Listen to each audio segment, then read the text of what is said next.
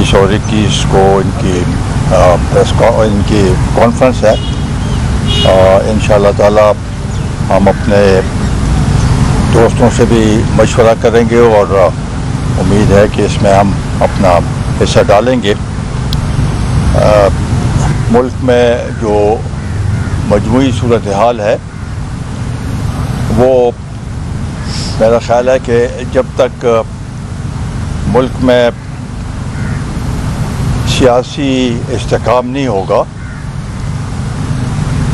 تو آپ کی معیشت بھی ہے جو ہے وہ بھی آگے نہیں بڑھ سکتی.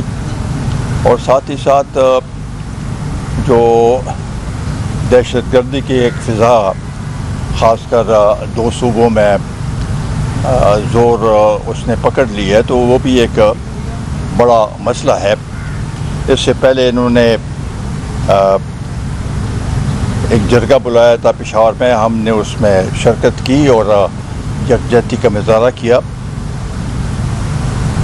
اور آج کی تاریخ اس لحاظ سے بھی اہم ہے کہ 11 سال پہلے اس تاریخ پہ اے پی ایس پہ حملہ ہوا تھا. ایک دردناک ثانیہ ہے جو کہ جس کے زخم اب تک پر نہیں ہوئے. اور اس وقت سب پولیٹیکل پارٹیز نے یکجا ہو کے اور اسی کے نتیجے میں نیشنل ایکشن پلان عمل میں آیا تھا. اس پہ اس وقت تو تھوڑا بہت عمل ہوا لیکن اب دوبارہ صورتحال ناگفتہ بے ہے. اور اس کے لیے بھی یہ ضروری ہے کہ سب پولیٹیکل پارٹیز اس ملک کے جو اصل مسئلے ہیں اس کی طرف توجہ دیں اور اس کے لیے یکجا ہو کے آئین قانون کی طرف توجہ دینے کی ضرورت ہے. 18ویں ترمیم میں خود اس کا حصہ تھا اور یہ بڑے 9-10 مہینے لگے تھے ہمیں. اور یہ ایک مفصل ترمیم 18ویں ترمیم اس وقت وجود میں آیا جو کہ متفقہ طور پر نیشنل اسمبلی سے پاس ہوا. اگر اس میں کوئی ترمیم لانا چاہتے ہیں تو ہم سمجھتے ہیں کہ ہم اس کی چونکہ ہم نے اس میں اپنا کردار ادا کیا کسی صورت میں ہمیں قابل قبول نہیں ہوگا. اور وہ بڑی پارٹیاں جو کہ اس وقت اس ترمیم میں ہمارے ساتھ تھے ان کے اوپر زیادہ ذمہ داری ہے کہ وہ 18ویں ترمیم کو تحفظ دے. اور خاص کر جیسے اسد کیسر صاحب نے کہا کہ NFC ایوارڈ ہو گیا، صوبوں کی یہ بھی بات ہو رہی ہے کہ زیادہ صوبے بنائے جا رہے ہیں. یہ سب چیزیں جو ہیں یہ جب تک اس پہ کنسنسس نہ ہو یہ اس لحاظ سے قابل عمل نہیں ہوگا. پاکستان میں جو بھی کام ہو کنسنسس سے ہو، لوگوں کی رائے جو ہے وہ مقدم ہے اور لوگوں کی رائے کو تسلیم کرنا یہ ہم سب کا فرض بنتا ہے. تو اس لحاظ سے اگر ملک میں آئین اور قانون کی بالادستی ہوگی، ساتھ ہی ساتھ الیکشن فیئر الیکشن ہوں گے تو ملک آگے بڑھے گا اور ترقی کرے گا. اگر یہ نہیں ہوگا تو میں نہیں سمجھتا ہوں کہ اس سلسلے کو ہم آگے بڑھا سکیں گے. تو میں دوبارہ ان کا شکریہ ادا کرتا ہوں کہ یہ آئے ہیں اور انشاءاللہ تعالی جو ہم سے ہو سکے ہم ضرور اپنے تجاویز اور جو بھی ہو اور اس کو آگے بڑھانے کے لیے، کیونکہ ایک قوم کو ایک ایسے پیغام دینے کی ضرورت ہے جو کہ سب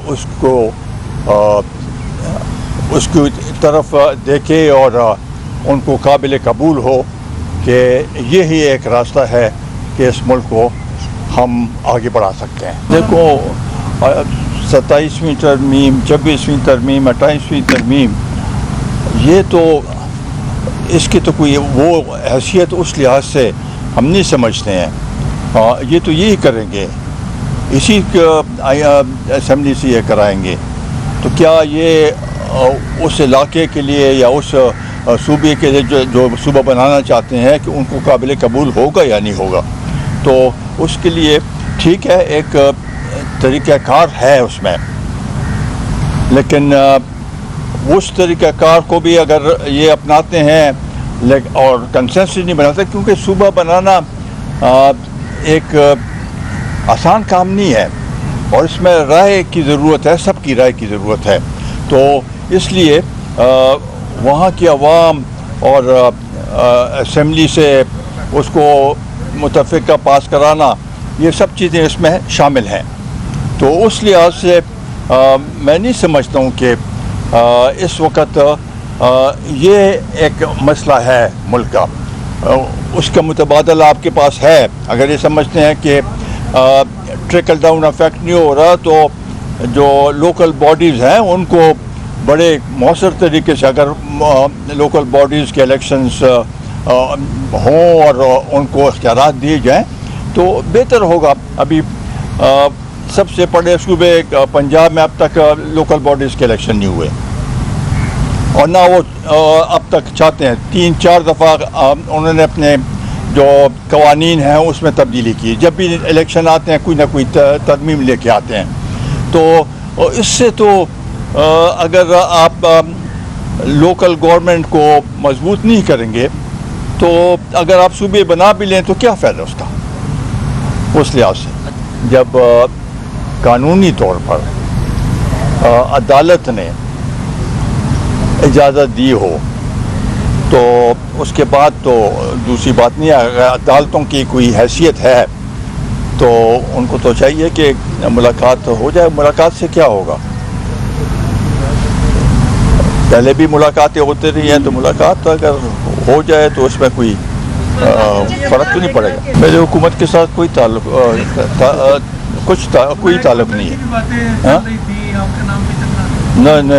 نہیں، وہ تو اسپیکولیشنس تھی.